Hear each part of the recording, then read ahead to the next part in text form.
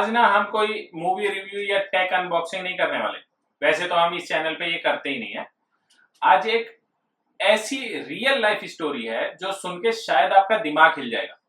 एक 22 साल का लड़का अपनी ही माँ को मार डालता है और फिर उसकी फोटो इंस्टाग्राम पे डालता है कैप्शन के साथ। सवाल ये नहीं है कि उसने ये कैसे किया, असली सवाल है कि क्यों किया है। ये सिर्फ एक क्राइम स्टोरी नहीं है दोस्तों, ये है एक असली कहानी जिसमें मेंटल हेल्थ, टूटा हुआ परिवार और सोशल मीडिया का एक अजीब सा डार्क कॉकटेल टाइप का बन गया है। ये कहानी है नीलेश और ज्योति गोसाई की। तो नमस्कार दोस्तों और स्वागत है आपका rare crime cases of the world के एक नए एपिसोड में। तो सीन शुरू होता है राजकोट गुजरात से।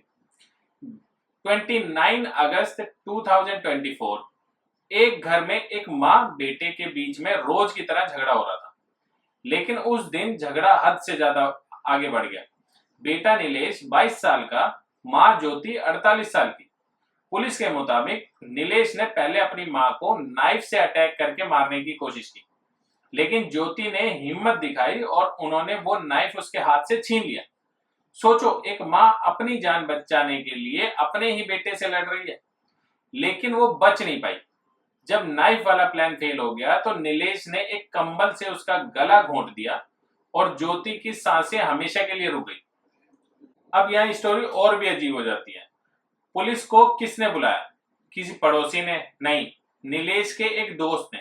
क्यों? क्योंकि उसने नीलेश के इंस्टाग्राम पे पोस्ट देखी थी। जब पुलिस घर पहुंची तो उन्होंने देखा कि नीलेश अपनी माँ की बॉडी के पास एकदम शांत बैठा हुआ था, जैसा वो इंतजार ही कर रहा हो पुलिस का। और अब आते हैं उस इंस्टाग्राम पोस्ट पर।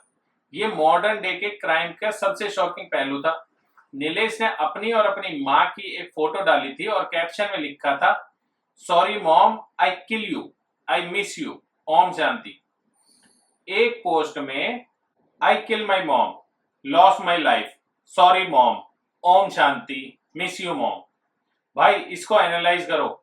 आई किल के ठीक बाद आई मिस यू, गुस्सा, पछतावा, दुख सब एक साथ। और सबसे important line, loss my life. उसको पता था कि अपनी माँ की को मारने के बाद उसने अपनी जिंदगी भी खत्म कर ली है। ये कन्फेशन भी था और एक तरह का सुसाइड नोट भी। तो ये सब हुआ क्यों? इसके लिए हमें टाइम में पीछे जाना पड़ेगा। ये फैमिली बेसिकली फैमिली थी नहीं, ये बस दो टूटे हुए लोगों को एक साथ रह रहे थे। ज्योति गोसाई यानी नीलेश की माँ सालों से सीवियर मेंटल इलनेस से जूझ रही थी। उनका ट्रीटमेंट चल रहा था, लेकिन इस इंसिडेंट से 1 महीना पहले उन्होंने अपनी दवाइयां लेनी बंद कर दी थी।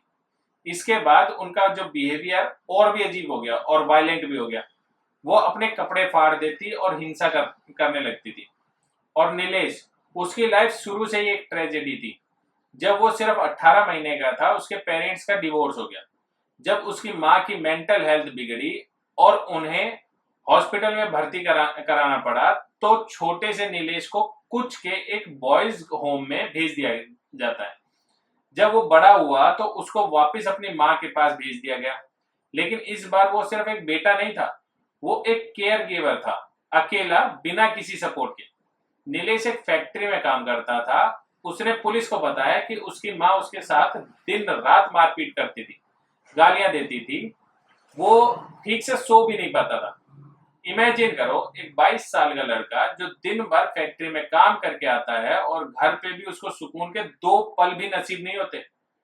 और इस कहानी का सबसे हार्ट ब्रेकिंग पार्ट सुनो। जब ज्योति की डेथ हो गई तो पुलिस ने उसके एक्स हस्बैंड और बाकी बच्चों को कांटेक्ट किया। उन सब ने उनकी बॉडी लेने तक से मना कर दिया, उनके अंतिम संस्कार करने से भी मना कर दिया। सोचो यार, पुलिस को उनका अंतिम संस्कार कराना पड़ा। ये फैमिली इतनी टूट चुकी थी कि मरने के बाद भी कोई अपना कहने वाला नहीं था। नीलेश तो पहले से ही अकेला था और उसकी माँ भी इस दुनिया में बिल्कुल अकेली थी। तो अब आते हैं असली सवाल पर। गुनहगार कौन है? नीलेश? हाँ, उसने अपनी माँ को मारा है तो वो कातिल तो है, लेकिन क्या वो गुनहगार भी है? लेकिन क्या सिर्फ वो ही गुनहगार है?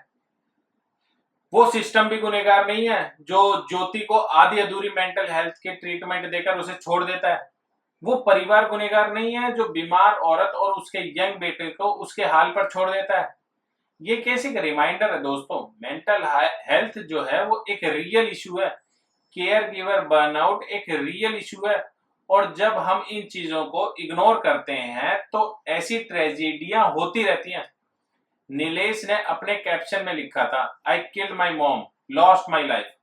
उस एक रात को दो जिंदगियां खत्म हो गई, एक जिस्म से खत्म हो गई और दूसरी रूह से। इस कहानी के बारे में आप क्या सोचते हैं? क्या नीलेश एक मॉन्स्टर था या खुद एक विक्टिम था?